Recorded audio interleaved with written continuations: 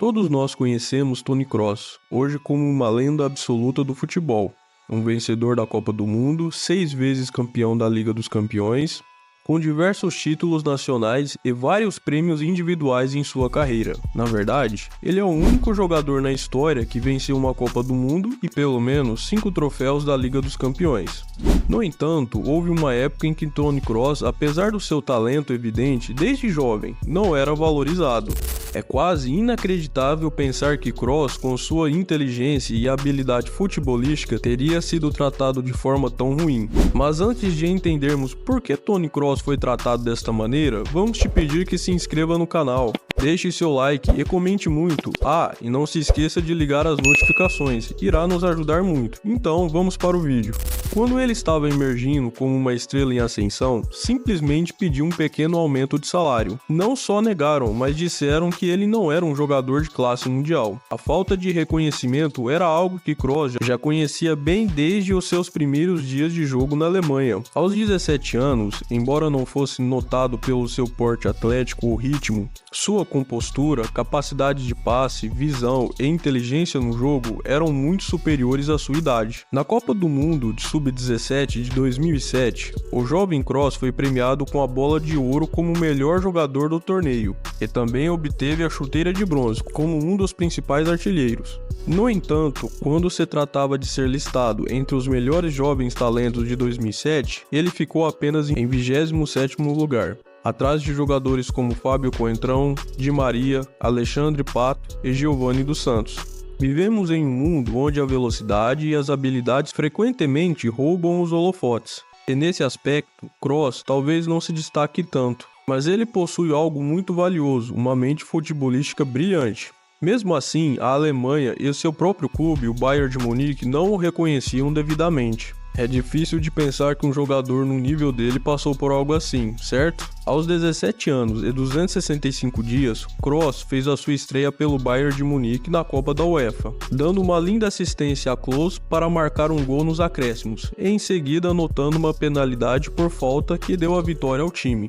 Incrível para um jovem prodígio. Contudo, em vez de recebê-lo com aplausos, o então gerente geral e presidente do Bayern minimizou a sua atuação. Apesar de já demonstrar a liderança e a postura de um verdadeiro prodígio, o Bayern decidiu não desenvolvê-lo internamente e mandou para o Bayer Leverkusen. Isso aconteceu apesar de Kroos ter vencido a bola de ouro no Sub-17 e ter jogado de forma incrível nas eliminatórias do Campeonato Europeu Sub-21 de 2009. Por algum motivo, o técnico alemão Horst Hrubesch decidiu deixar o jovem de 19 anos fora do time principal. Apesar de tudo, Toni Kroos continuava focado e determinado a ganhar experiência. Quando Jupp Heynckes assumiu o controle do Bayer Leverkusen, ele rapidamente viu o talento de Toni Kroos e decidiu dar ao jovem uma chance como titular. Embora Kroos parecesse menos empolgante do que os outros prodígios alemães, como Ozil e Marcus Hels, ele mostrou ser letal em campo, marcando 5 gols e dando 4 assistências em apenas 5 partidas, ganhando o prêmio de jogador do mês em dezembro e janeiro.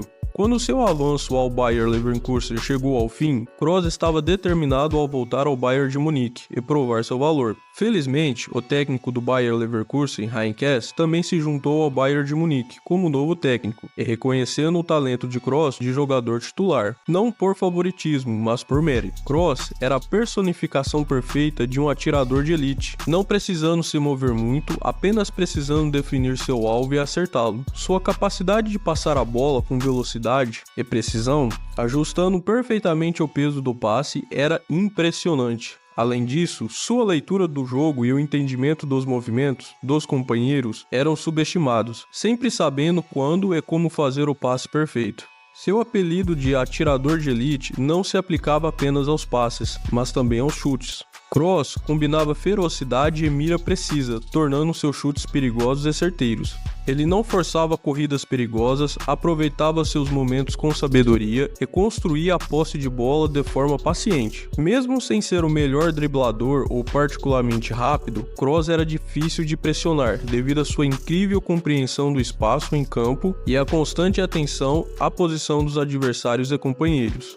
Apesar de suas habilidades, Kroos foi visto por muitos na Alemanha como um jogador chato, conquistando o estilo de Carpass Tony, ou Tony de passe lateral, ou Side Pass Tony, em inglês.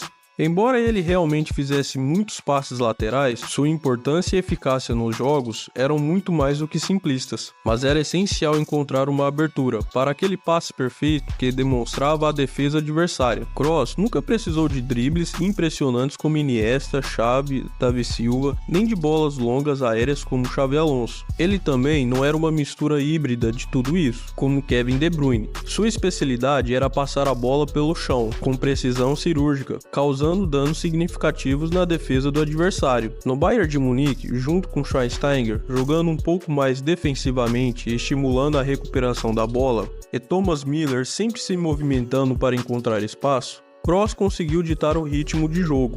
Ele esperava os momentos perfeitos para quebrar a formação adversária com seus passes. Na sua primeira temporada como titular, Kroos disputou 51 partidas pelo Bayern, aos 22 anos, marcando 7 gols e dando 19 assistências. Sua presença no meio-campo foi crucial para ajudar o Bayern a chegar à final da Liga dos Campeões, onde infelizmente perdeu para o Chelsea nos pênaltis. Já que Heynckes decidiu dar-lhe um papel ainda mais crucial, permitindo que ele orquestrasse completamente o ataque em um meio-campo de 3 homens naquela temporada, o Bayern parecia absolutamente impossível, mas infelizmente nas quartas de final da Liga dos Campeões contra a Juventus, Kroos sofreu a pior lesão de sua carreira, que o deixou fora pelo resto da temporada. Mesmo assim, o Bayern conquistou todos os títulos possíveis, alcançando o icônico triplete na temporada de 2012 e 2013.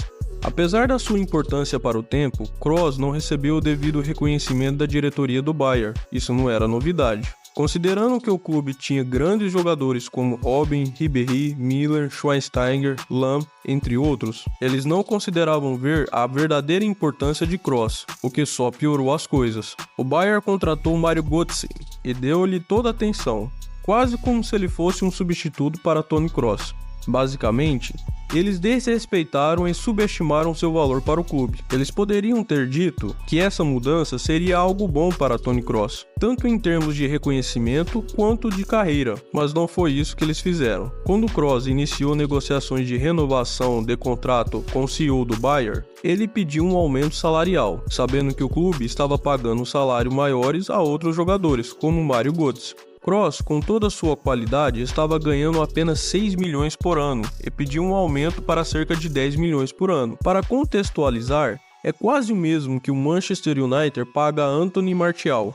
E um jogador do calibre de Kroos deveria estar ganhando algo mais próximo do que Kevin De Bruyne ganha hoje, em torno de 20 milhões de euros. No entanto, em vez de oferecer a ele algo próximo ao que pediu, o CEO do Bayern ofereceu apenas 6,5 milhões por ano, dizendo a Kroos que ele não merecia, mas porque não era considerado um jogador de classe mundial. Essa afirmação não poderia estar mais longe da verdade, pois na Copa do Mundo de 2014, Kroos, com apenas 24 anos, foi um dos jogadores mais importantes da Alemanha. Ele começou todas as partidas, marcou 2 gols, deu 4 assistências e foi eleito o melhor em campo no icônico 7-1 contra o Brasil. Ironia do destino, os brasileiros até o apelidaram de garçom, por fornecer tantos passes decisivos aos atacantes. Mesmo com a Alemanha erguendo o troféu da Copa do Mundo, Kroos continuava subestimado pelos torcedores alemães, enquanto jogadores como Müller, Schweinsteiger e Ozil recebiam a maior parte dos elogios. No entanto, sua transferência para o Real Madrid não só mostrou o quão equivocado estava o Bayern, mas também solidificou Kroos como uma lenda do futebol mundial. No índice de desempenho Castral, o analisador estatístico oficial da Copa do Mundo, Toni Kroos obteve a classificação mais alta de todos os jogadores no torneio, com uma pontuação impressionante de 9,79 em 10. Mesmo assim, ele não recebeu muitos elogios em seu próprio país. Foi após esse desempenho que Kroos decidiu que já era o suficiente e optou por deixar o Bayern e a Alemanha para assinar com o Real Madrid. Claro, a resposta da maioria das pessoas na Alemanha foi bastante negativa, com alguns torcedores afirmando que ninguém no país dava a Kroos o crédito que ele merecia por ser um dos melhores e mais bem-sucedidos jogadores de futebol alemão da história. Kroos é amplamente reconhecido como um dos melhores melhores meio-campistas da última década e, sem dúvida, um dos melhores passadores de todos os tempos. Embora seus gols e assistências possam não ser extremamente destacados, suas métricas em jogadas e passes são absolutamente incríveis. Ele é o único jogador com 90% de precisão de passe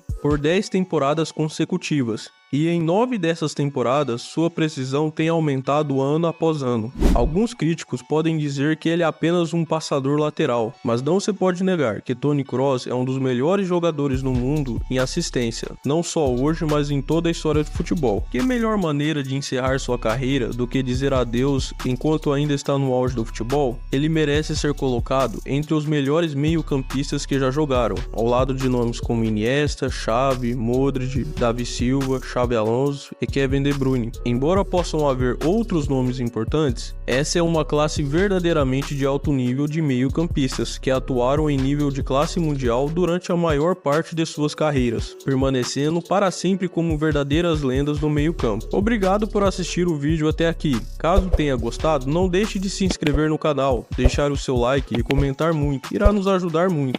Até a próxima!